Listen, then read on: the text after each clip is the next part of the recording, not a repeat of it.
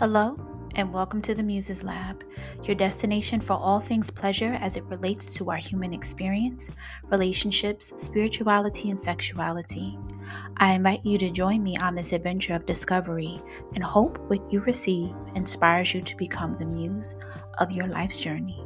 So, without further ado, let's explore. Hello, and welcome back to part 2 of Astrology as a Tool for Survival, Observation, Navigation, and Preservation. In this section, myself and Kailyn talk about the importance of gatekeeping, because it's necessary, and the importance of spiritual preservation within indigenous practices and traditions. So get your tea, your popcorn, your water, and whatever tools that you use to navigate, and let's go. I was having a conversation yesterday, and the gentleman asked me, he was like, do you think we're all in a simulation? And I was like, yes.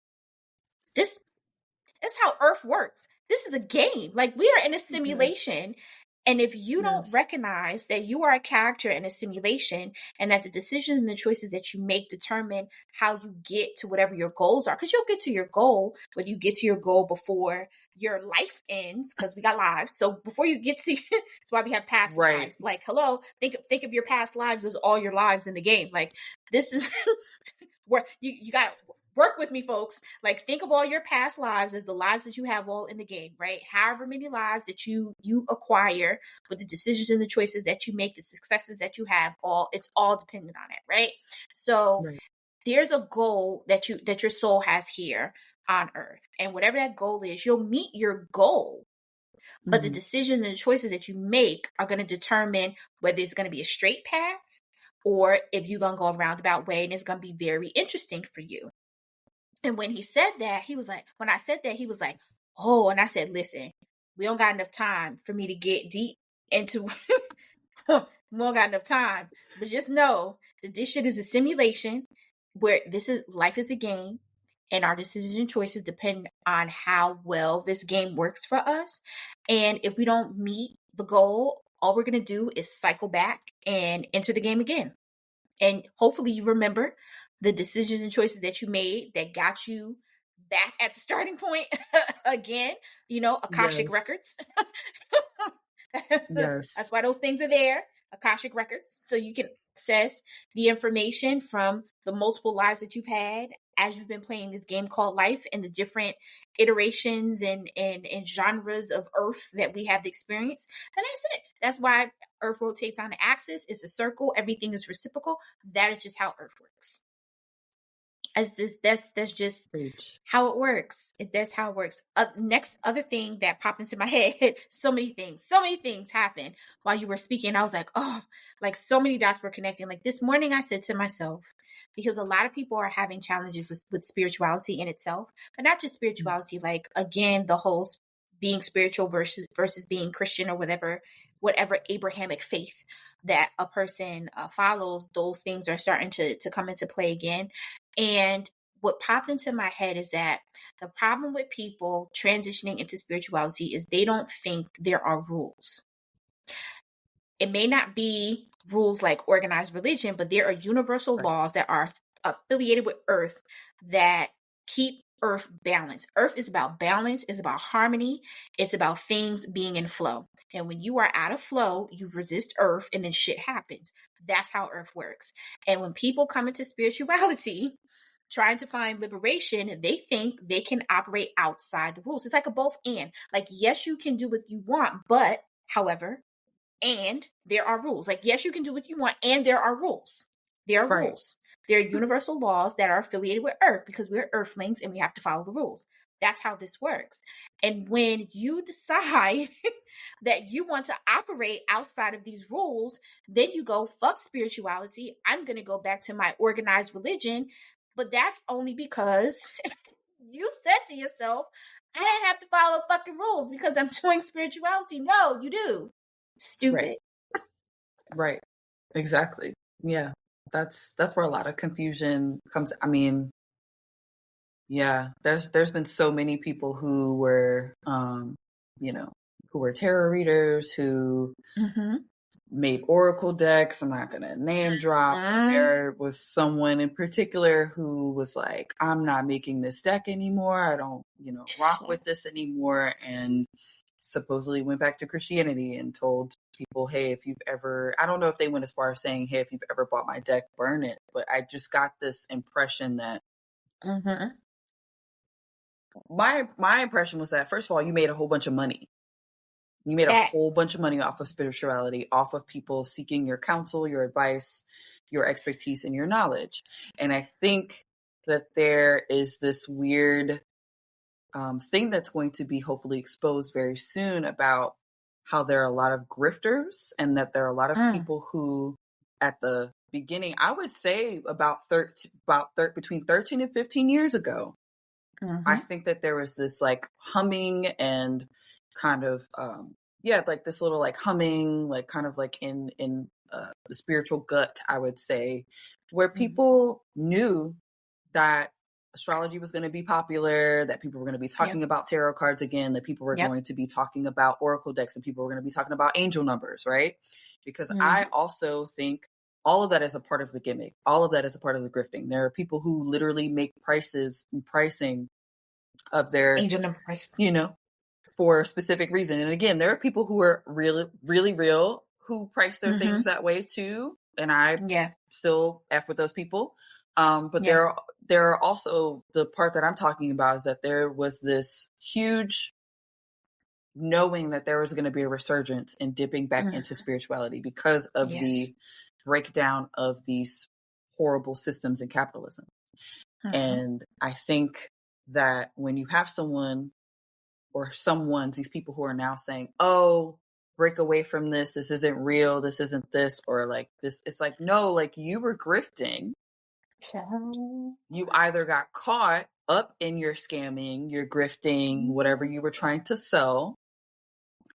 And, that could be for many things. It could be like, like people started leaving bad reviews or demanding their refund. I don't know. I don't know what exactly brings people to that point, but it exposes a lot more than they think. And I, again, even as an observer of that, just being like, okay, well, you can't get a reading from everybody. You can't ask for spell work from everybody. You can't buy products from everybody. And that's why I rep who I rep when it comes to products. I send people to you. I send people to the person who really connected us, Metzley. Like Metzley has been about their hoodoo practitioner capabilities and their astrological knowledge for a long time. And I rep them, and I still support them to this day.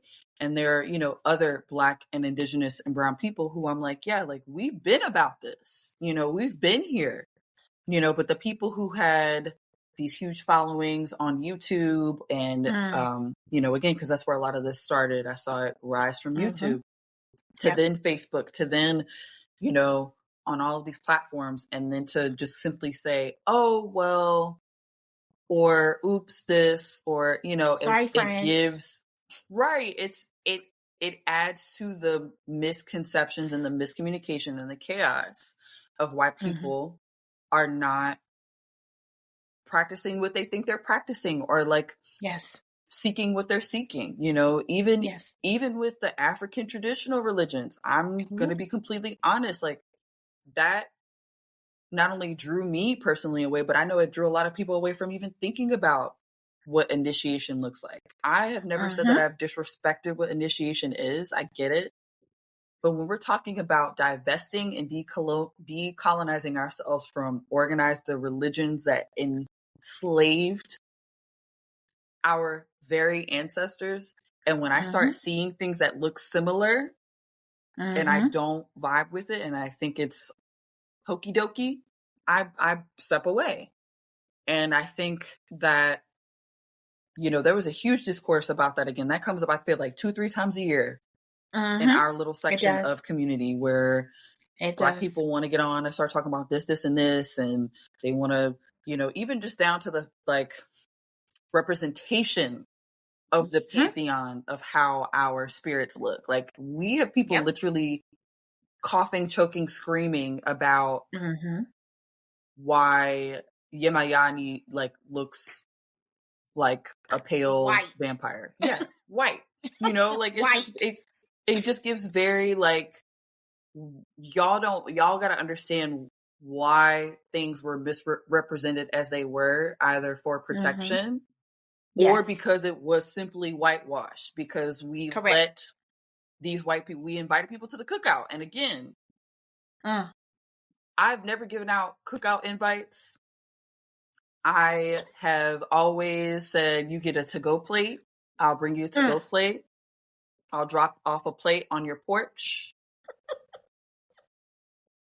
You know, even if they were people who I was partnered with, and that goes with like, without saying like, just even in other spaces, like non-Black people, period. Like, right. You get a to-go plate, but I'm not going to sit up here and invite you to the cookout. And that means like every part of our culture that we've had to protect. And I think a lot of, you know, speaking on just mainly our community in particular, like we've invited too many people. We don't have enough plates. We don't have enough Kool-Aid. We don't have enough of the punch. We don't have enough forks. We don't have, you know, like I don't have enough cornbread for you. Like it's maxed out. And I think that we have to remember that we have to, in order to strengthen and get more of our people to come back home to what we really should be practicing in terms of community, like we have to be clear about what that community looks like. And that starts from, you know, being very clear and having autonomy over what it is that we practice. And it is to subvert and to dismantle the systems that enslaved us from the jump. And I just think people get too comfortable remembering, you know, what they came from. And again, that's a healing journey, not gonna knock anybody on it. Yeah. But like you said, like there's this aspect of like, oh, like there's no rules. I can do whatever I want. I can treat people however I want. And that's still capitalist minded. That's still white supremacist ideology, is that you feel like you can treat people even in your own community. Come on. You know, and so when we see these people come out as grifters and scammers in our community, in the spiritual community in general, then that's when people are like, oh, well, I can point the finger and say, well, none of this was real. None of this was really about building community. And that's why, again, we have these hecklers, as I like to call them, because a lot of them just heckle. I know they hate too, but the heckling is the diversion, right? It's the chaos of like, oh, well, this isn't real because this, da, da, da, da, and that, blah, blah, blah, blah, blah. And it's like, that's fine. Like, if you want to go tit for tat in my comment section, that's cute. But you can also just simply unfollow. Come on. You can disengage. You can disconnect from me. And I won't hurt, you know, it won't hurt me because I'm still going to be over here in my corner. And so that's why I kind of like brought that up, is because, you know, there are people who are scheming and scamming, and that's, but that is also with anything. We have that in technology. We have that with, you know, people in tech. Facts. You know, we have it in the service industry. I can speak to that. We have it in all these people who act like they want to bring people together and be about inclusivity and stuff like that. You know, in the spiritual community, we even see that division. We see people using still white supremacist ideologies to purport a spiritual belief system that is racist, that is classist, that is misogynist, that is transphobic, that is queerphobic. I mean, the list goes on. And so we have all these people who we get to out and unmask Scooby-Doo style. And we're like, this is not it. But it's also like, do not hold everybody's spiritual path to that same standard, again, because it's still just a white supremacist like baseline of a system. And I think that's where we get caught up. And so again, like it applies to the Black community. Like we gotta really start getting real about who's able to practice, why they're able to practice, why they have a connection, why they feel a connection. And we just need to give people the right information and the right tools to do that process. You know, pressuring people into initiation is inherently like, that's insane. First of all, the amount of money it costs to do an Right. initiation, the type of animals that you need to have on tap for an initiation, the amount of days it takes for you to have an initiation. Like, I was raised D5, right? I have my warriors. I don't know who my main spirit guide is. I grew up not just E5, but I grew up Santeria, right? And that's where a lot of the quote unquote whitewashing comes in. But they had to secretize in order to save themselves, right? So under Right. duress, you have Santeria, because in order for those people, those enslaved people, to preserve their practices, they had to infuse it with Catholicism, right? Totally get that. Mhm. That's a survival tool, right?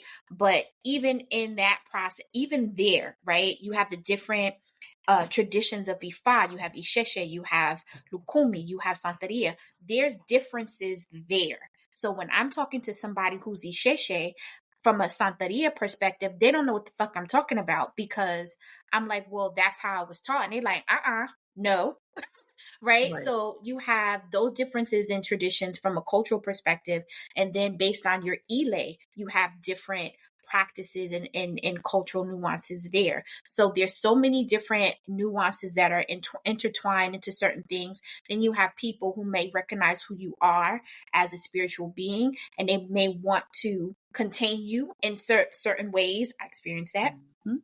They may want to contain you in certain ways, and they will tell you things because you see them as an authority, and they will tell you things that are not necessarily part of the religious space. And because you don't know any better, you take those things with you, and you go into the Yep. world, and people are looking at you like you're crazy, because who taught you that? Right. Where did you get that from? And you like, but Yes. that's what they taught me. And now you're in this discord back and forth with someone who you should be in community with, despite the traditions that you are brought up in. You should be in community, but now there's division because you're trying to hold on to some nuances that you don't even know are correct, and someone's trying to inform you based on their eldership and their experience in the religion.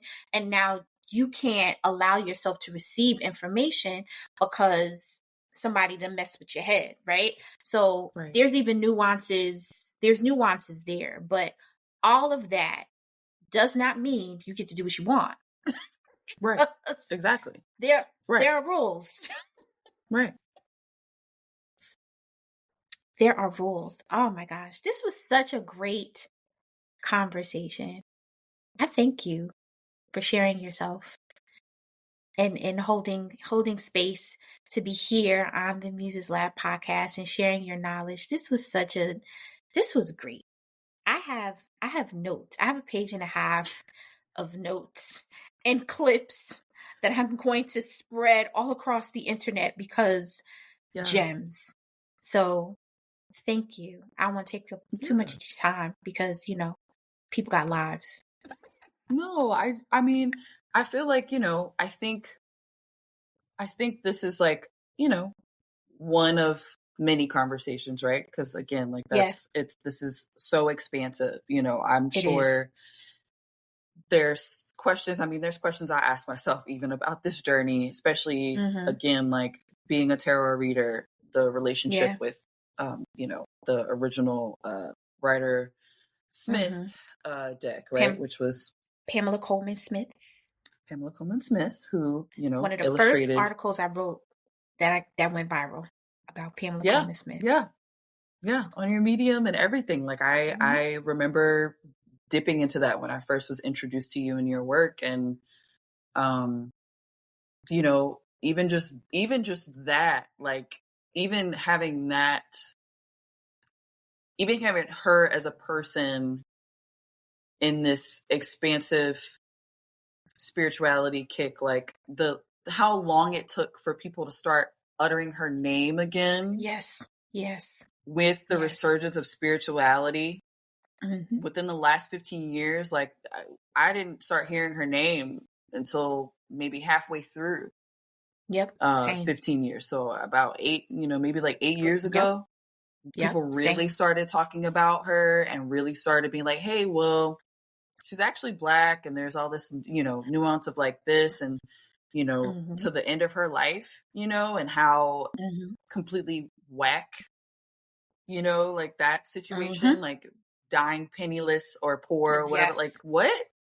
You know? Right. So like, again, like people, not just the grifters, but just people who just don't know, like, are just like, oh, like one of the most popular tools in spirituality today was Yes. illustrated by a Black woman who wasn't paid enough, was not, you know, she don't get no rights, no nothing. No one has a LLC or anything connected, you know, and it's just like, it's just wild to me how she doesn't get talked about as much for leaving her mark, a legacy in the resurgence of spirituality today, and how that's, I mean, that literally is the application. That is the observation. That is how I take, even again, astrology, because there's so many symbols, and all of astrology is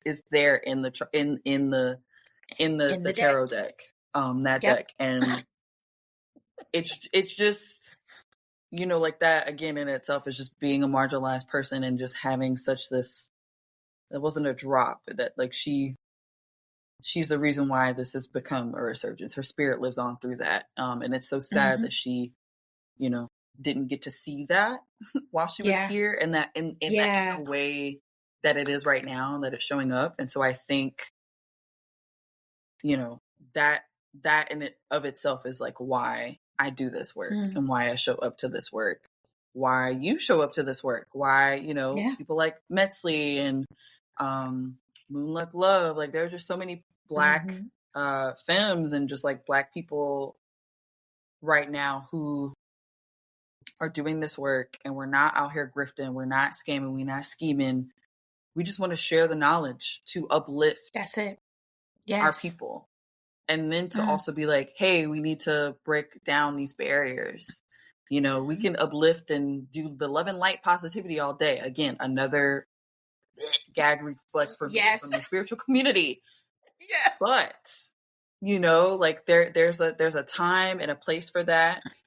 But that comes with the realness and the reality of why we're seeking this liberation, right? And so I think a conversation like this definitely needs to be, you know, touched on, you know, again, just as often as Mercury goes retrograde. You know, maybe that's it. Maybe we tap in during the Mercury transits and like bring light. You know, maybe that can be in schedule. Maybe we can do the accountability ADHD scheduling. I love that. You know, just spitballing ideas. Fire. That's fire. I love that. Because I agree. There are like parts 2, 3, 4, 5, 6. There's so many different branches and threads just with this as the foundation. So I'm down.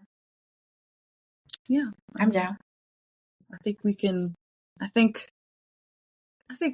you know, do this a little more often than 3 or 4 years, you know. I think we can we can make this, you know, again, an accountability thing for us, for neurospicy people, but also to you know, getting different voices. Because again, like I think I discovered you when Metzley was talking about y'all's podcast episode, because y'all did a podcast episode together, and that was, you know, in a different iteration of you. It's not, you haven't changed like super much in terms of like content and like and content, just more like your knowledge and your expertise. I think, you know, we've all grown since that episode, and especially since I've listened to it.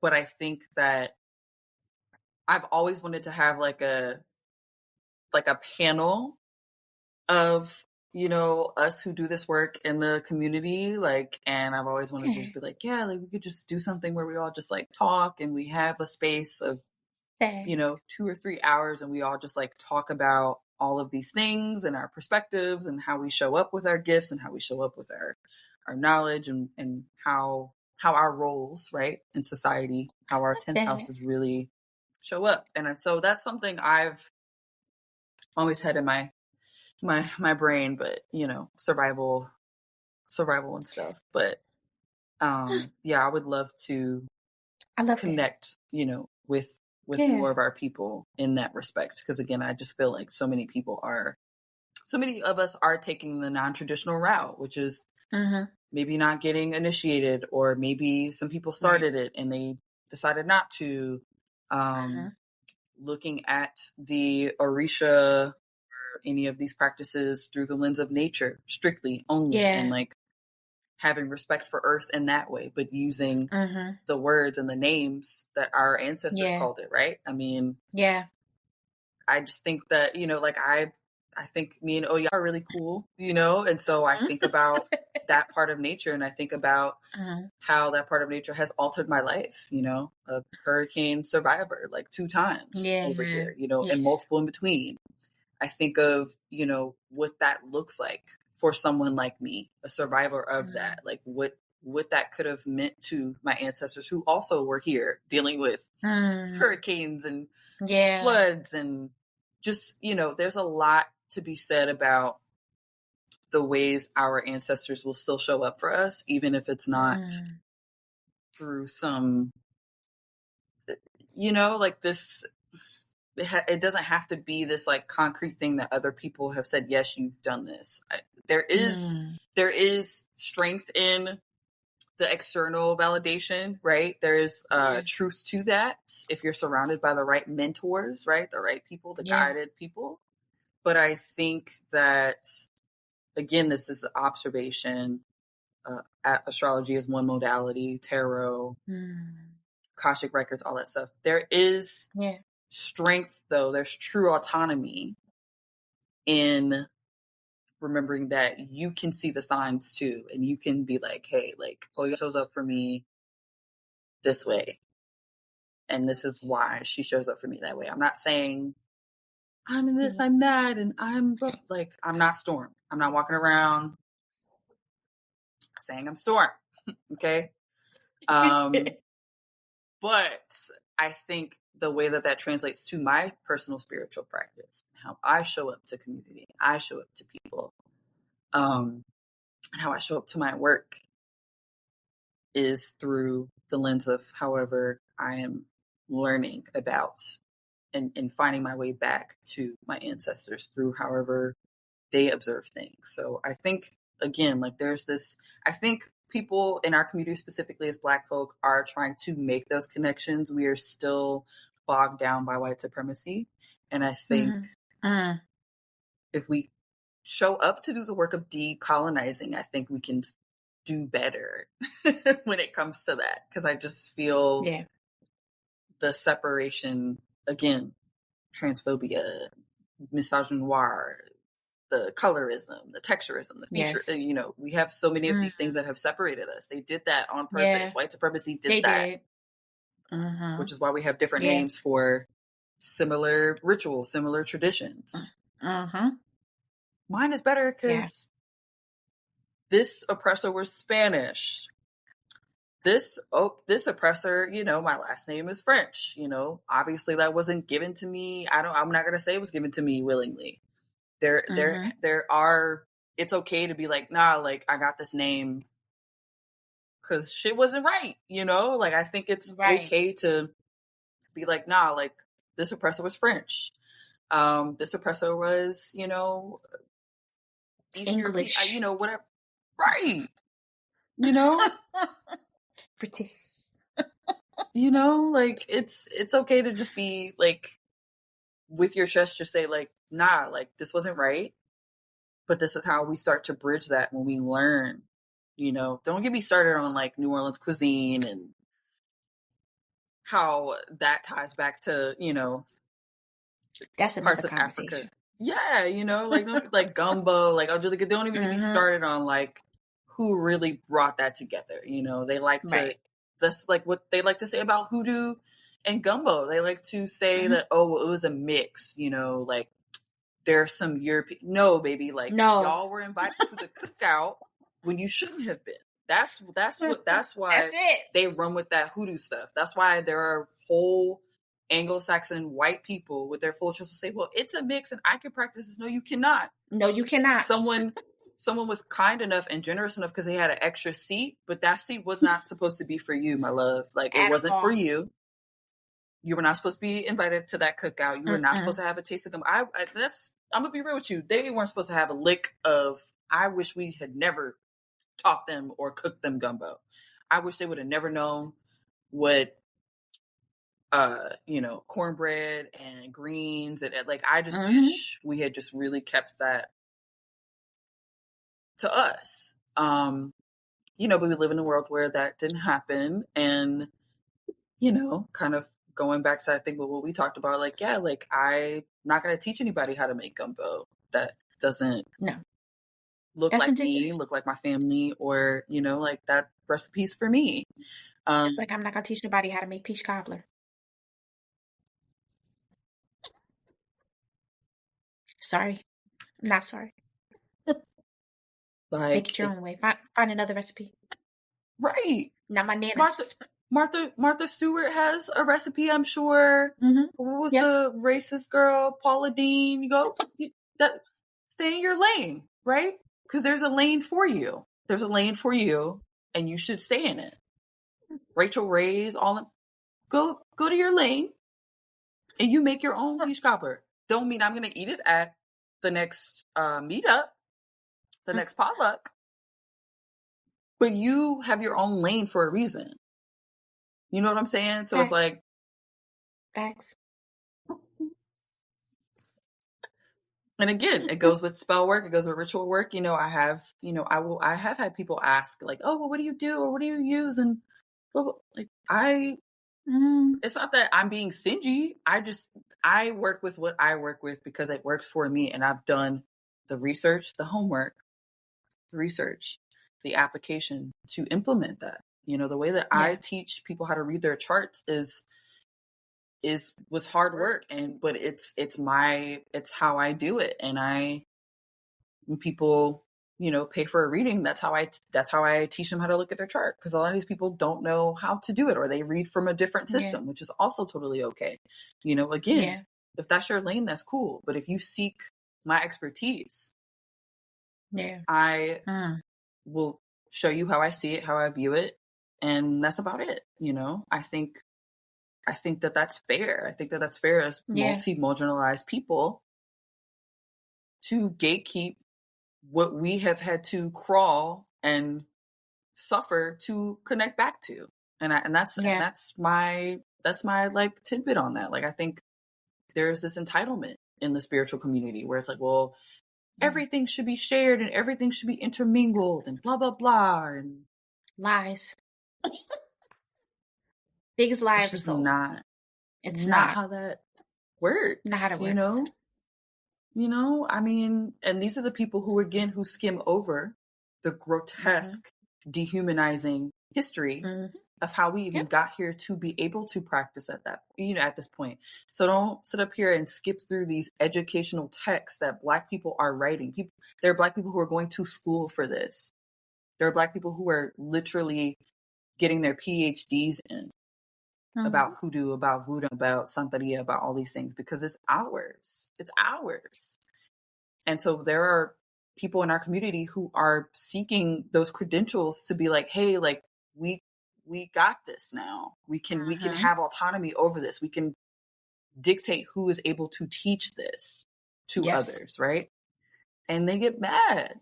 These non-Black people, white people, what have you, like, and even some of our own people are just very just like, why can't everybody have some? This is not everybody. That's not how the party works. Not sorry. Everybody's not invited. We weren't always invited, and we still not really invited. There's like criteria in order for us to be invited. So why do you want us to remove the criteria for other people to be invited and just make it an open door policy when we've never had an open door policy? Black people have never had an open door policy to anything. We've had to fight and break down doors for everything that we have been able to accomplish up until this century. And how dare you expect us to make this open door for people who do not belong? Like, do not stay where you do not belong. It's not for you. And if I want to invite you in, you have to meet this criteria, because in order for me to get in your club, I had to meet this criteria. That's why Prince Hall Masons exist. Prince Hall Masons exist because we weren't invited to the club. That's why HBCUs exist, because we weren't invited to the club. So how dare you expect to walk your foot in without meeting the criteria? Lie. Period. Yeah. And so that, again, even just that will, again, deter people from seeking this path, and it isolates us from connecting and being in community with one another as Black folk. And so, they got it.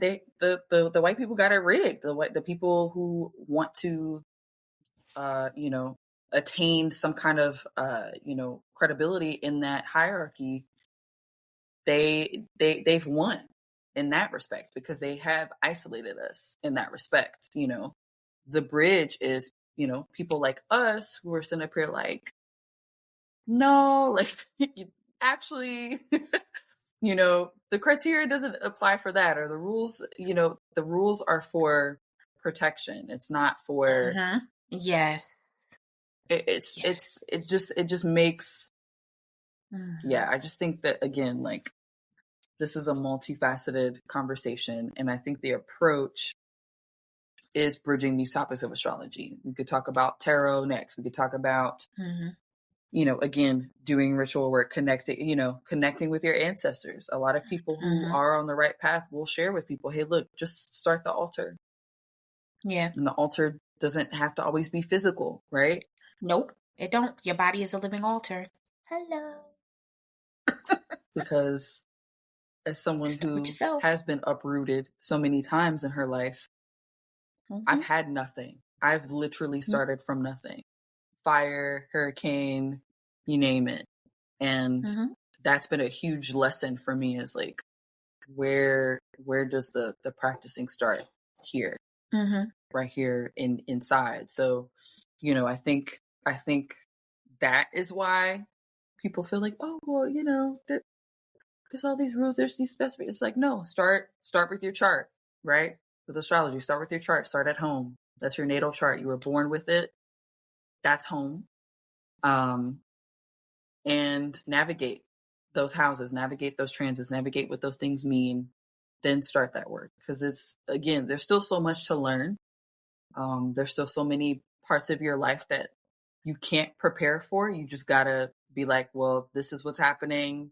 I gotta rock with it, roll with it, do whatever. And, it still gives me a sense of autonomy to know what can come after that. So I feel like, like this is, this is like the beginning of, I feel like a part 20 series of getting our people to listen to the call, and to again, like, be that kind of leader, to break down these systems, to dismantle these systems. And I say that on the day that Pluto is going retrograde in Aquarius, before it dips back into Capricorn season for a month, just to remind us of the systems that we need to, which is interesting, because that'll be from September 1st till October 11th.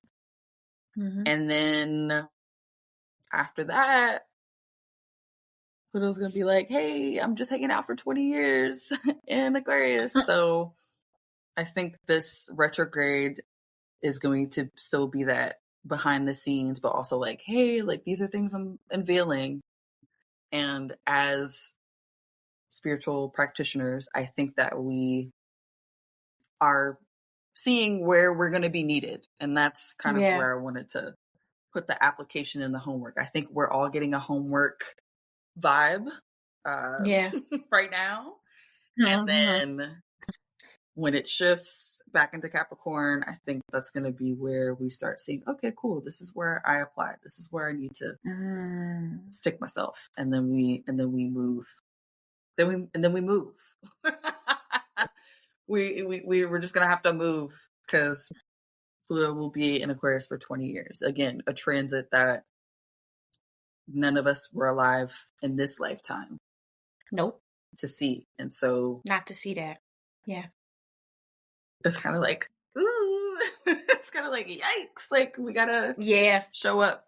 So I think as Black folk, again, in the spectrum of spirituality, I think we will be tasked with, again, continuing to do this work, because it's great that you mentioned, up until the century, but we're still busting down doors. We're still having, we still have to. And so I wonder, what that means for us as a people, like with Pluto moving into Aquarius, right? And with the realms of spirituality and welcoming new systems and things like that. So, that's just like me just dropping a little sparkle, a little tidbit. Yeah, because it's a long transit to talk about. But yeah, I feel like just because of the astrology of the day, I think it's pertinent to mention like what we're embarking on, and that's why we should be having these conversations so that we can spark questions, spark discussion, so that we can, bridge the community back together. But enough preaching for me today. And you have preached. Okay. The sermons that have come through. Yes, this was amazing. Thank you. Thank you for being here. Thank you for existing. Thank you for showing up in this space. I appreciate you. I am definitely going to break this down into 2 parts. So this is going to be like a part 1 and a part 2. But then that just means there's going to be a part 3 and a part 4 and a part 5. So I'm excited because there's so much more about this conversation and so many nuances for us to discuss. So I'm excited about doing a series with astrology as our foundation and how it intertwines and intersects with all the other different spiritual aspects that we have and we experience as a people, and how it ties into us as black and brown folk. So I'm really excited for that. So thank you. Thank you for having me. I'm so excited to be here. I appreciate it. You're welcome. And thank you to all of you. Well, by the time you get to this part, it's going to be part 2. So thank you to all of you for tapping into the Muses Lab podcast. And until we meet again.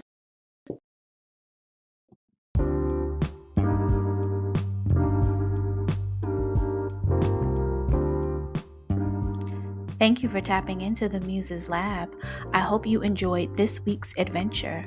Be sure to like this episode, subscribe on your favorite podcast platform, and share the wealth with others. Dive deeper into the lab by joining the Pleasure Frequency list at www.themuseslab.com. Receive weekly musings, early access, and exclusive drops, as well as discounts on products and services. Thank you once again for tapping in. Until next time.